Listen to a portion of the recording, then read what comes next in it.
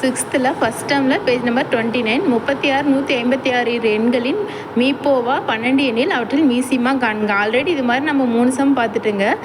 HCF into LCM மீசிமா into மீப்போவாவின் பெருக்கல் பலன் வந்து கொடுத்துருக்க இரு எண்களின் பெருக்கல் பலனுக்கு சமமாக இருக்கும். இது வந்து ஒரு ஃபார்முலா மாதிரிங்க.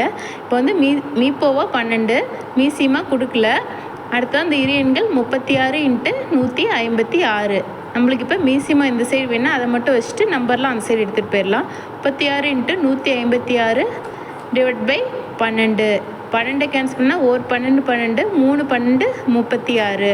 இப்போ வந்து எல்சிஎம் வந்து 156 இன்ட்டு 3 இது நம்ம பேருக்குன்னா எல்சிஎம் நம்மளுக்கு கிடச்சிரும் 468. இதுதான் நம்மளுக்கு கிடச்சி எல்சிஎம்.